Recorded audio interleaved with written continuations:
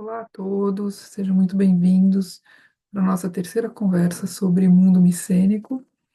Hoje a aula é um pouquinho mais técnica, eu queria falar um pouco de cronologia, então, muito voltada assim para quem quer entender um pouco como funciona a datação em arqueologia, mas por outro lado também para quem quer entender, quer pegar um texto sobre esse período e entender um pouco as datações, alguns nomes que são dados, algumas referências.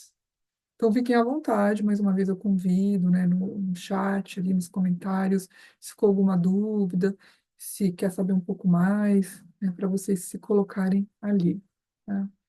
Então, quando a gente está falando de cronologia, de onde vêm as datas, né, principalmente para um período em que a gente está falando de arqueologia, a gente está estudando arqueologia, uma cultura material, né, então não são documentos escritos com data, embora tenha documentos escritos, que é o linear B, né? Mas a gente não tem essas datas do calendário que a gente tem, e assim por diante. A gente pensa em duas formas de você atribuir uma data em arqueologia, que a gente chama de datação relativa e datações absolutas. Eu vou falar um pouquinho de cada uma delas para vocês entenderem um pouquinho como é que elas funcionam. Então, quando a gente está falando de datações relativas, tem vários métodos, mas os dois mais importantes para a arqueologia, os mais usados, os mais conhecidos, é a estratigrafia e a seriação cerâmica, né? Colocar a cerâmica numa ordem. Então, o que que seria a estratigrafia? Quando você está escavando e você está abrindo um buraco, literalmente, vai aparecendo ali as camadas do solo, né? E aqui eu espero que esteja bem claro, né?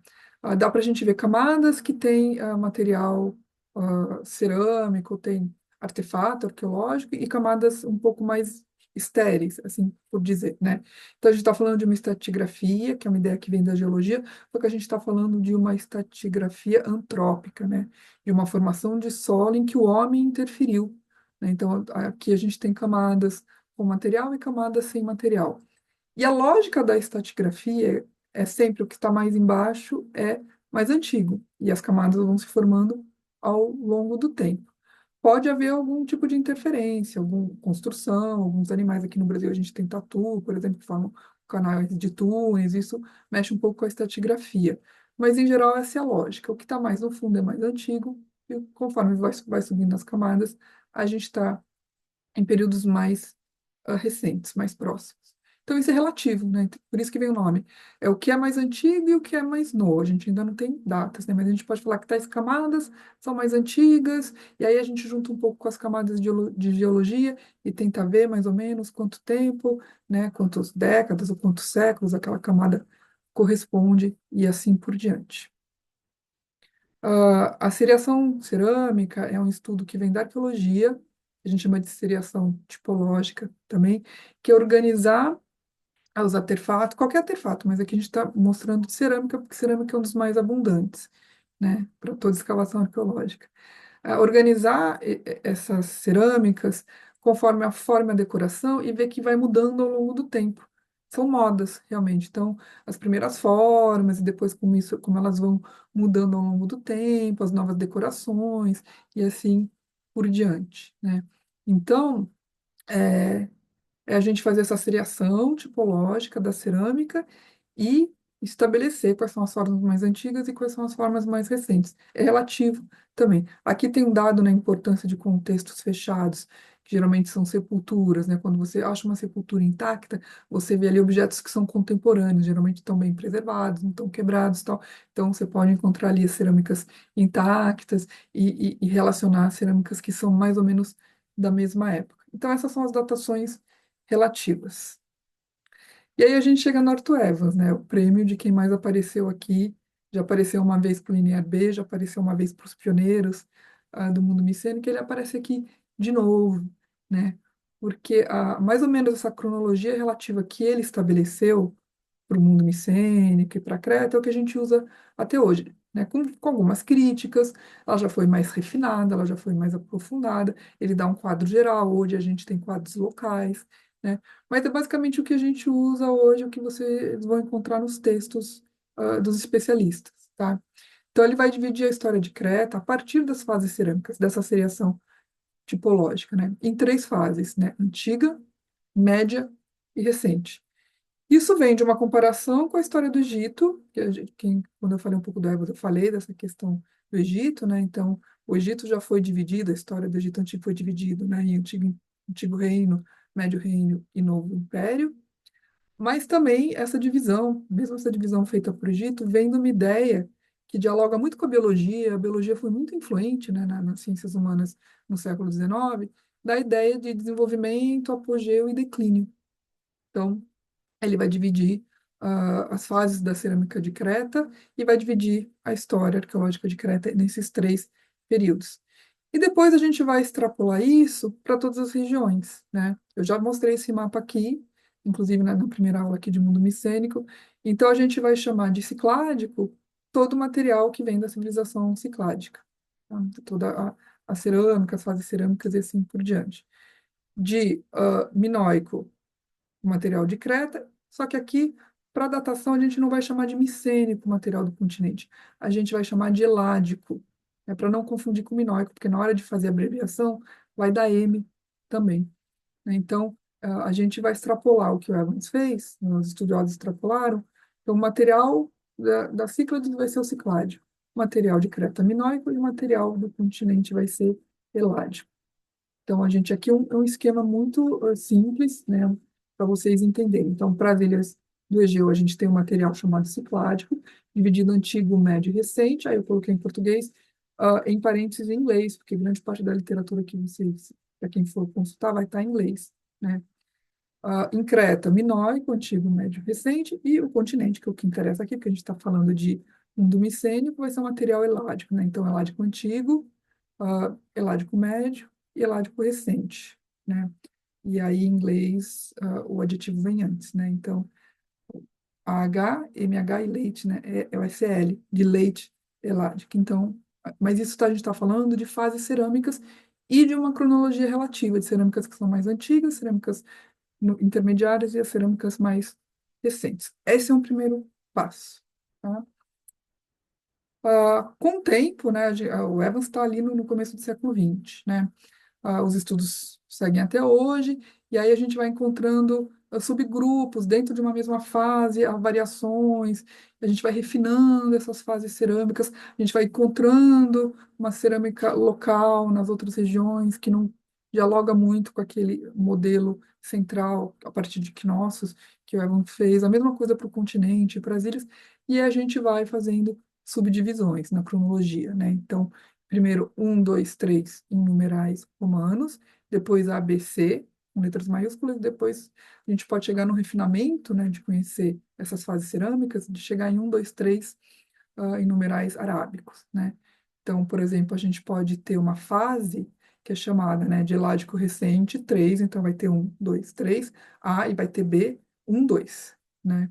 Então, aqui é só para vocês verem como é que é muito específico e bastante complicado. Então, né, às vezes você pega um texto e normalmente os arqueólogos não dão as datas, eles dão essas referências das fases cerâmicas. Então, para quem não conhece, fica um pouco estranho. E aqui só a título, né, de vocês ah, pegarem um quadro, peguei do período recente, do bronze recente, porque é o que eu trabalho. Inclusive, a gente teria alguma coisa assim para comparar a Creta e o continente, né?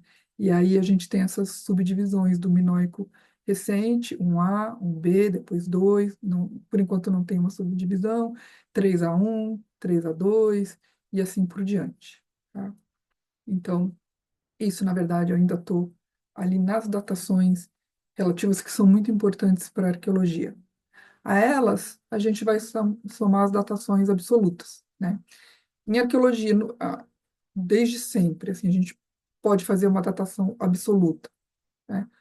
Estabelecendo um sincronismo com objetos de outros lugares que já são datados. Para o Egeu, o Egito é muito importante, por conta dos contatos. Então, o Egito é uma civilização há muito tempo estudada, arqueologicamente muito bem datada, porque, inclusive, né, os reis, os faraós, assim, a gente tem a datação desses reinados, isso é tudo muito bem feito, né? Então, quando você encontra um objeto egípcio de um determinado rei, no Egeu, ou quando você encontra um objeto ali do Egeu, de Creta, ou do continente, ou das Cíclades, num extrato egípcio, é mais fácil você estabelecer um período com datas. Então, isso a gente chama de sincronismos através da cultura material, principalmente cerâmica, mas vários, qualquer objeto que você pode datar, vindo de outra região que já são datados, né?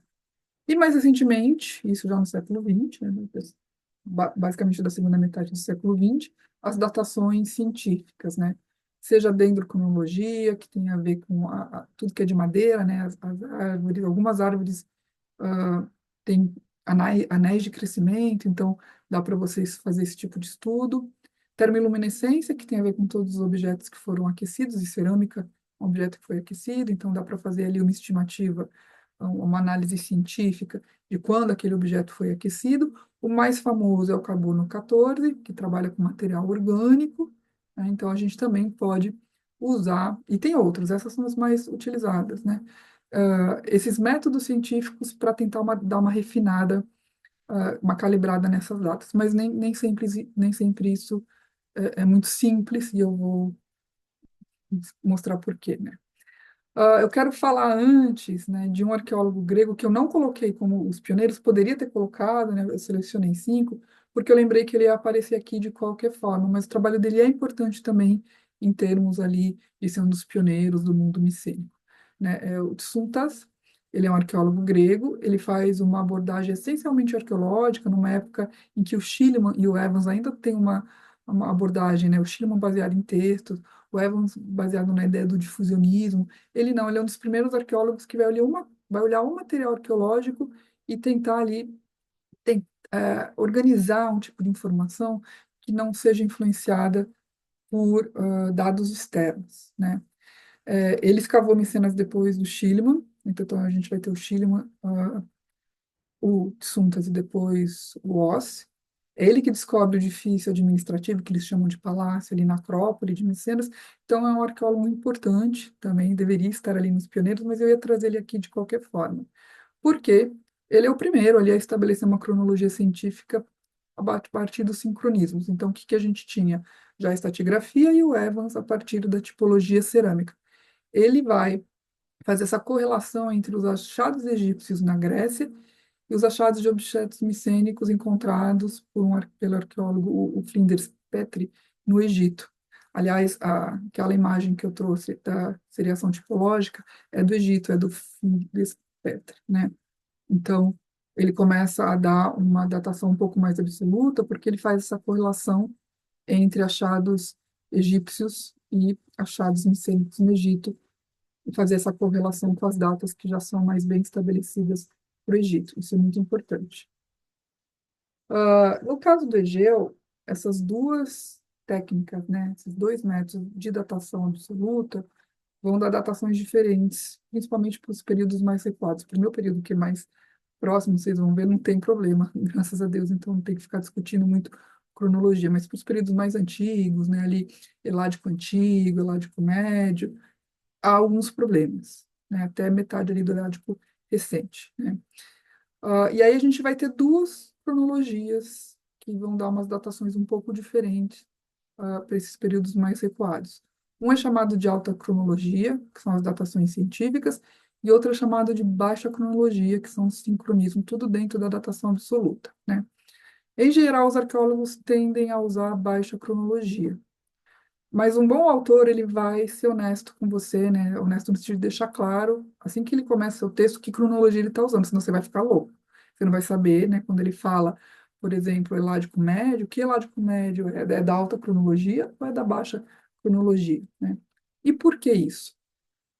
Aqui estão os exemplos, né, das discrepâncias entre essa alta cronologia e essa baixa cronologia. Então, você pegar ali o início do minoico recente ou do eládico recente, ele vai ser datado na alta cronologia, por isso que é chamado de alta, né, são datas mais altas, em 1700. Aqui é tudo antes de Cristo, né? São tabelas que eu fiz e eu não coloco porque eu aviso isso antes nos meus textos, mas só para vocês saberem, é tudo antes de Cristo. Então, a gente vai ter o início do período recente, datado de 1700 a.C. Na baixa cronologia, um século depois. É muita coisa. Não são 6 anos, 100 anos, desculpa, é uma diferença muito considerável. Tá? Só que se você chegar ali para o período final, as datas batem. A partir do final ali do Eládico recente, 3A2, as datas começam a bater. E como o meu período é o 3B, eu não tenho essas questões, eu posso lançar mão de qualquer uma dessas duas. Mas os arqueólogos tendem a ficar com a baixa cronologia, porque tem a ver com os sincronismos cerâmicos. E como as datações no Egito são muito bem estabelecidas, né, então os arqueólogos tendem a optar pela baixa cronologia, até por uma questão também de calibragem dos métodos científicos.